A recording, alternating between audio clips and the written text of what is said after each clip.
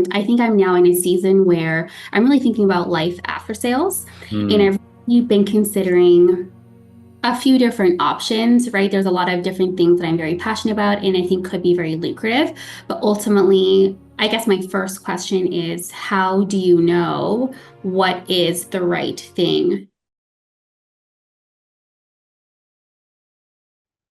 All right, folks, welcome to another episode of Undeniable One-on-One. This is a series dedicated to remote sales professionals where you know what we do. We break through the generic one-size-fits-all cookie-cutter advice to showcase the power of personalized mentorship, getting to know the person behind the advice. And obviously, I'm going to bring counterintuitive advice. I always bring the weird stuff that most people don't hear. And we have the specialist. I know I say I have a special guest every time, but seriously, forget everybody else. There is no one else. Everyone else, we've had some amazing guests, but this person, miles above, the specialist of guests, Hall of Famer, UCM, spokesperson, spokeswoman, cheerleader, bestie, travel buddy. There's been so many things. Can't fit her in a box. Too many things. Been one of the most impactful people in UCM, one of my favorite students of all time, and a friend. Natalie, welcome. Thanks for doing this all the way in Vietnam. I appreciate you. Thank you so much. What a great intro. Thank you. I had to pull out the big stops for you. So, what are we going to be talking about today? Yeah, so I mean, I was really just thinking about, I think to your point, mentorship has really evolved as my career has evolved over the last few years. And I think I'm now in a season where I'm really thinking about life after sales. And Hmm. I've really been considering a few different options, right? There's a lot of different things that I'm very passionate about and I think could be very lucrative. But ultimately, I guess my first question is, how do you know what is the right thing Hmm. to pursue? And I know a lot of it you don't necessarily know until you try, but I guess how can you increase the chances of doing the right thing, I guess, for you? Yeah, you pretty much answered the question, but I think it's really important because you're at a point now where, when I first met you, it was, pursuing that income goal. And then you hit that and you had the opportunities. And then it was like, well, I want to be able to have time, right? And then you pursued that and then you were able to hit your income goals in much less time. And so now there's this new pursuit of like, okay, it's not the closing, it's not the time. What is it? Right. And so there's a couple of different ways to look at it. Sometimes I like to kind of reverse it and ask like, why am I moving on in the first place? Because some of the times, like it's a little bit like dating. I love dating analogies in that like going on those dates and realizing what you don't want is super effective way to figure out what you do want. Right. So I think just thinking about it, like what is lacking from what you've had or where you're coming from, what is the desire from kind of zooming out and looking at it of like, okay, it was money, it was time. Now it's maybe I'm thinking big picture more, it's passion. So what I typically go is through the different P's. So is it profitability? Is it like for me a sense of purpose? Right. Like I was making great money with closing. I could have done this but I was missing that sense of purpose. Right. So I was like, okay, I know that's kind of the flavor that I'm looking for. Is it a passion? Is it a pursuit? Is it a new challenge? Like, what is the theme of this next pursuit? And I think it's really important as well to look at your career in sales by anyone's standards was extremely successful. That doesn't mean that you have to stay and do it forever. Right. And so understanding that there's a potential that the next thing might be a stepping stone to the next thing. Right. And Mhm. so that's another thing you kind of have to ask yourself. It's like when some people ask me if they should get into like insurance or real estate, I'm like, only if you want to do it long term. It makes sense because it's compounding interest. So if you're not sure, then I would probably avoid certain things that have that compounding interest or that pay out mostly over time and start exploring. Now you can do that through networking, right? And talking to more people that do that and having those connections, right? You can do that through research. You can do that through kind of micro actions and figuring out little pieces. But I think the biggest thing is mocking up the idea of what the next thing feels like and looks like and what are the parameters, and kind of the same thing we used to do with jobs, like what are your must-haves and then what are your wish lists. And by pre-deciding the parameters first, then when you get the opportunity, it's not as emotional decision. It's like, does this fit what I want? Is this at least a next pursuit? Would I regret doing this if I went on to do something later? And I think that's a good question to ask yourself. If like remote sales was a perfect stepping stone, it's not a regret of the time. It got you exactly where you need to be. So it's not something you had to do forever. There's certain businesses where if you did it for a year or two, it's not really paying off. And you're like, I'm already on to the next thing. So I know I Mhm. threw a lot at you there, but any of that resonate or have any questions, follow-up question on that?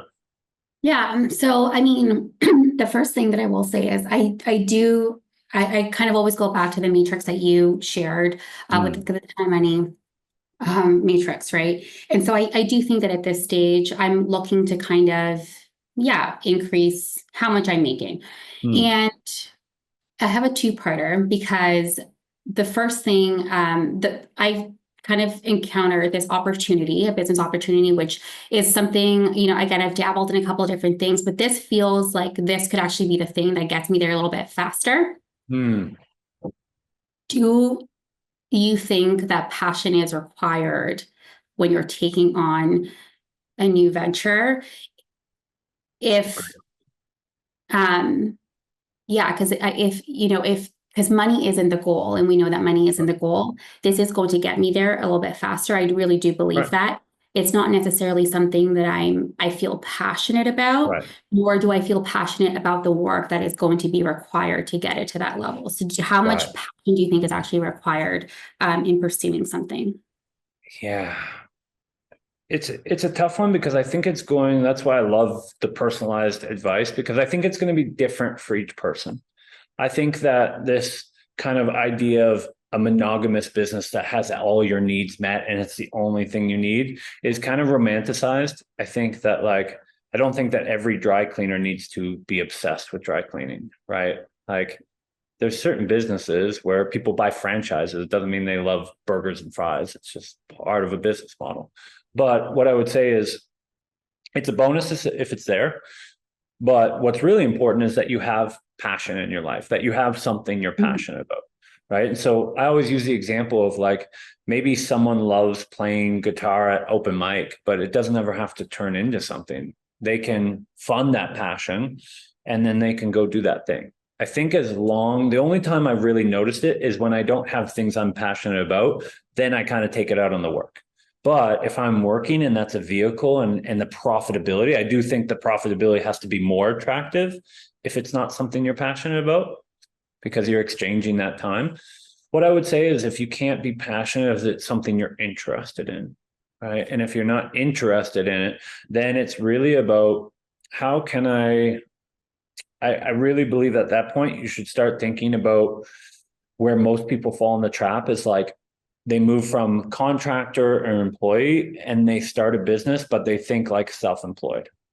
And Mhm. so I really think that like there's certain aspects of the business that if you really don't like doing it, can you outsource it? Can you have a VA or an EA? Can you have consultants that are helping you? Like, how can you limit it so that you're not just suffering the whole time and the profitability is high, but maybe giving up some of that profitability to really outsource the tasks that you're least passionate about? So I think like as long as you have a passion and a pursuit outside of that, I think it all balances out. I don't think you have to have everything from one thing. It does help if you're at least interested in it, and it does help if you don't hate it.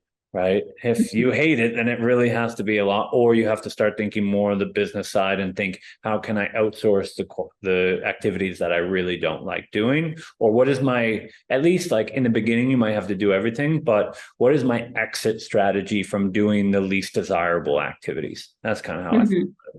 Yeah, I think that's actually really helpful, and I love what you said about having passion in your life because I am passionate about travel, right? That's why I'm here. I'm passionate about freedom and having options. Yeah, so UCM, UCM is a huge right? passion of Huge mine. passion. Yeah.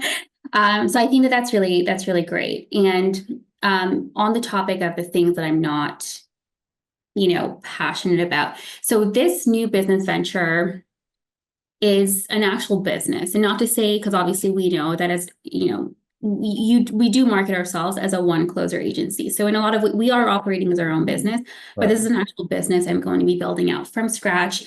It is going to require other people, and it's going to require me to really learn things that I'm not excited about, but I know Right. that I need to learn those things. So when you were starting your business, and you started multiple businesses, so I think that you have a lot of insight on this, but what are some of the key things that you think are required to, I don't know, either in mindset or characteristics that you think are going to make someone more successful potentially? Because it involves other people. It's not just me now that I'm thinking of, is it's other people. So I think that Yeah. that's something that kind of stresses me out. And also the time required to build and scale a business, to operate a business. Right. It requires sacrifice, right? So, Yep. yeah, what are some of the key things that you think, knowing me specifically, that you think that I really need to maybe develop or work on? I think having the right support system around you, and I don't mean just like the people that can support you in the business, but the people that you can go and talk to and lean on when you're having those times. I think those outlets are really important. Having someone that you can vent to. A business is frustrating most of the time. It's one of those things that's like super fulfilling and super frustrating. So I think having those outlets, making sure that you're having lifestyle balance. And one thing that I would do a little bit differently is I would build a lot of things much slower up until the doors open. So I rushed and I opened the doors, and then I had a business that was bigger than I had imagined it was going to be from the very beginning. And from that moment on, I was in it. There was no pause, there was no turning it off, there was nothing I could do.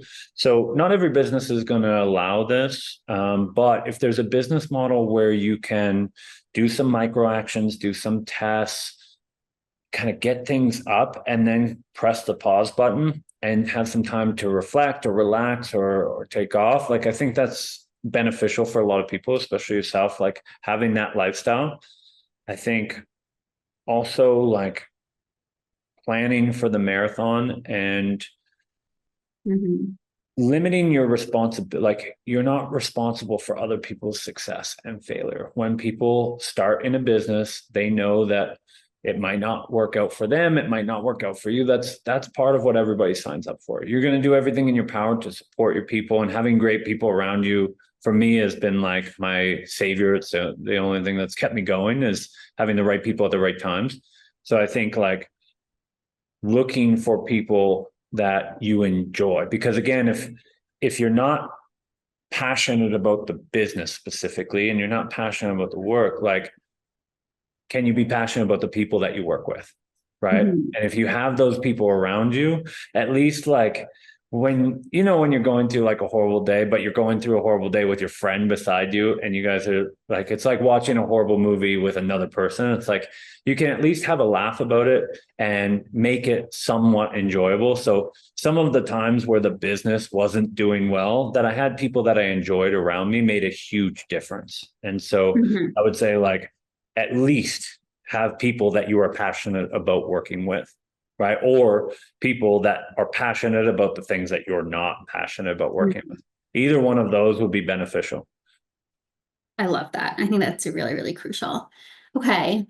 Um, and then I guess my last question is, I feel like it's a lot of my challenges that I encounter is just like it's a duality of like I go back and forth between two things, right? And I know that doesn't have to be perfect, but right, we in this industry specifically in entrepreneurship, obviously people talk about this taboo subject of making a lot of money.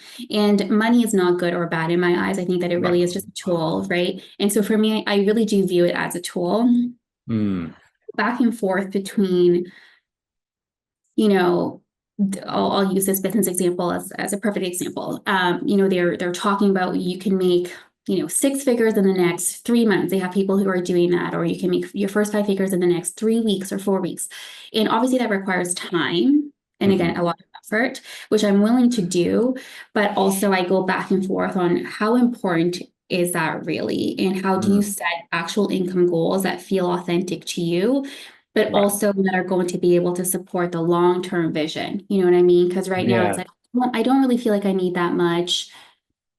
I don't, but at the Right. same time, it's like long-term, it would make things a little bit easier, you know? Right. So where is the balance? Where do you Yeah. find balance? It, it's a challenge because you have to, like, all of these things are resources, and exchanging your time for money. Like, sometimes there's been times in my life where my time is the most valuable thing, and I didn't even really want to exchange it for money. There's times I took extended breaks. And so I think you have to look at all the resources and kind of figure out what's important to you.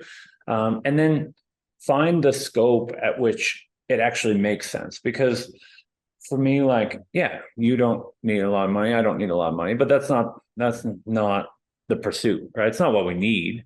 It's like, I Mhm. don't want to work until I'm like, that scared the shit out of me. It's the idea that I'm going to work until 65, I'm going to retire. And then what if I am not feeling well or something happens, like, and I don't get to enjoy this? Like, that was not up for grabs. So the amount of money I was making wasn't really that significant, but the amount of years that I cut off before retirement, that motivated the heck of me. So I knew that, like, okay, the dollar amount wasn't as motivating, but like turning a 20-year career into 5 was super attractive. So it's like you have to kind of create these hypotheticals that speak to you and only to you, right? For some, and the other one for me was like being able to take care of the people that I love, and also being able to like treat them in ways that they might have not been able to do themselves. To me, like, that's super exciting. So I think about that. Like, I think about being able to flip a bill, doing those things. And like, that's the lens in which work and retire early and be able to provide and like do cool things for the people around me and create cool experiences. That's really like the token of money for me.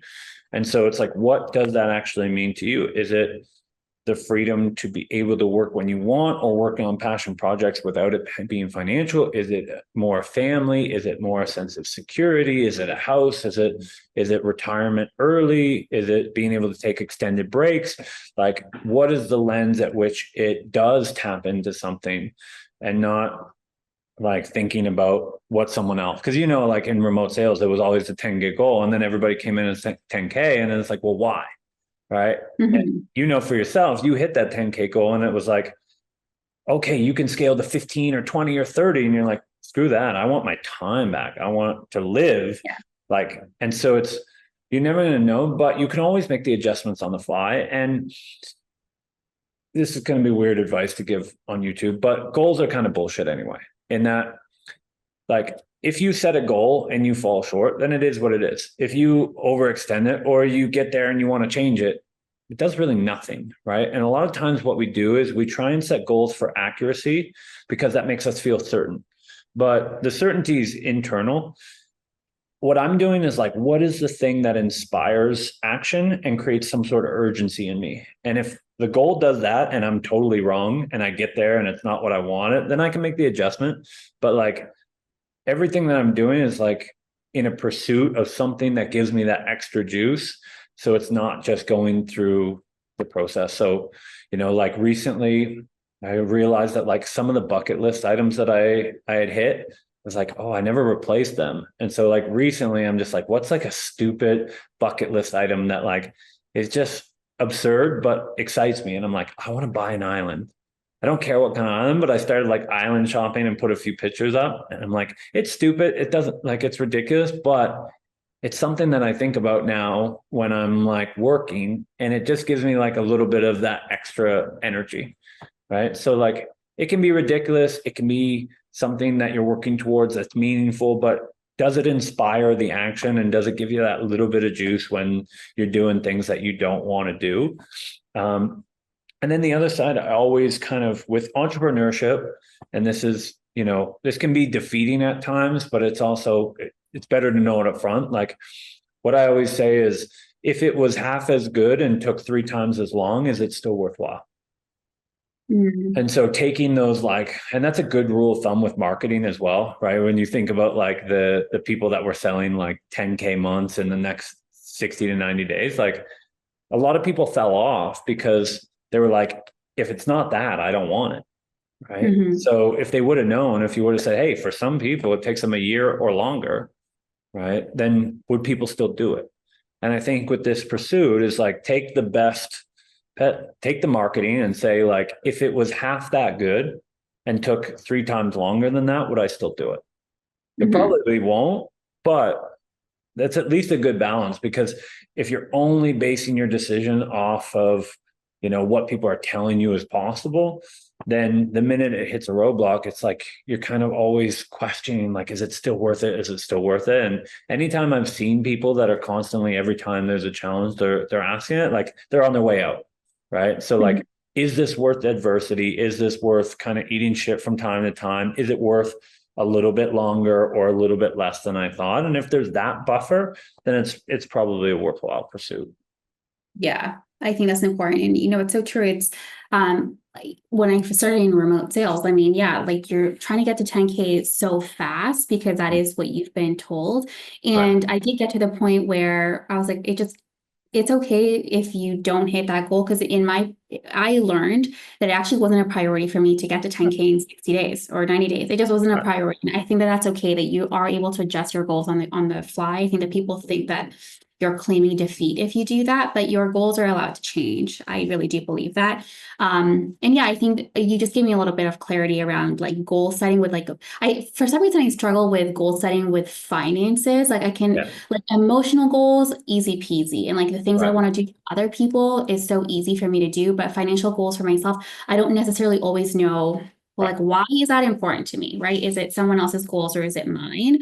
Right. Something that I think that I go back to, I was sharing that with Joy the other day, actually. Something that helped me reverse engineer my goals with this business is that one of the first things that you taught me when I joined TCM, almost 4 years ago, crazy, Crazy. um, is that your dreams should be big enough to like house the dreams of other people, right? Mm. So I was thinking, okay, well, if I'm having a hard time setting some of these goals for myself, like what are some of the things that I want to do for my parents, my Right. brothers, my nephew? Good. And that it gave me so much more clarity around, okay, well, I actually need to be making this much in order for me to continue to live the life that I want to live, Right. but also to be able to house the dreams that I have for my parents. So I think that that's something worth, So mentioning because, yeah, I really don't have, yeah, I was actually sharing that with Joy the other day. I was like, some of the things that JD has taught me over the last few years, I still somehow remember them. And so it gave me so much, yeah, it helped me like reverse engineer, bringing other people into the vision. So, but I think adding to what you just said, I think that that's really important. So so thank so important. And it's just like, it's just not forcing yourself into a box. Like if someone's watching this and they don't have a goal, and they just don't feel connected, like who cares? Right? Like take the first, you don't need, like, there's no doorman that's like, hey, pass in your goal before you enter. Like if it's not clear or it's not resonating, like I would rather someone say, I don't really have a goal. I'm just going to get in here and see what it's like before I set it. And I'm just going to work as hard as I can, or take the first steps, or learn. Like it's not required to have it, but we feel like if we don't have it, it's kind of like we're naked and we don't have that coverage. And it's like, well, who cares? Like if you can go into something, there's some people that can go into something and they'll put their best effort in, and they're learning and they're growing and they're accepting and they're adjusting. It's like, it's not like the goal secures that money. Like that's what's locked in. You still have to do the work anyway. And so you. I feel like if you don't have that goal, don't put pressure on yourself, because that's not going to do anything. And if it's not connecting, like everybody else has a financial goal and that doesn't resonate with you, find the thing that matters to you, right? Like it is your family. Or for me, like it's just simple stuff. Like I want to be able to take 12 people out to a fancy dinner and drop a couple grand and not even think about it. Right. Like Mhm. those things are important to me. Or something happens and someone is, you know, doesn't have a house or doesn't have a place to stay. Like, I want to be a payday loan company for my friends. I want all of these things to be able, without me thinking about it. Now it's like, it's tangible. And I get excited about that when the dollar amount doesn't. And so I think it's like, be flexible, find what works for you. If you can think about it and it gives you some sort of lit up feeling or emotion towards it, like it's good. Keep it as a placeholder. And if that no longer lights you up, make the adjustment to what does, right? Hmm. Or figure out, like I said, like, okay, the money's not, maybe it's the time. So keep the money, but then like, how can I make that same amount in less time? Right. So Hmm. it's adjustable, it's flexible, just pick what works for you. But Yeah. I think that's I love it. That's it. That's That's it. all I we're good took so today. many notes. So many notes. That was a I love banger. it. Thank you. I love it. No, I think you're such an inspiration to so many people, and you've been so amazing to UCM students, so amazing to me, and I know that you're going to be amazing in whatever you do next. So Thank you. I I appreciate you appreciate it. being on. Thank you. All right. Thanks, guys. I appreciate you watching. If you like this, which I know you did, like it, subscribe because we have more coming out. And I'm always checking the comment section. So if you have any questions, leave it in the comment section. I live for this stuff, so I'm always there. So I will answer your questions. And if you would like to be featured on a future Undeniable One-on-One, reach out to me, Facebook group, YouTube, whatever. Appreciate y'all. Have a good day. All right, that's it. I want to thank you for watching today, and I hope you received some value from this training session. Make sure to like and subscribe, and click the bell icon to be notified when we release the next training session. If you would like to be featured on a future training session, make sure to join our remote sales community on Facebook.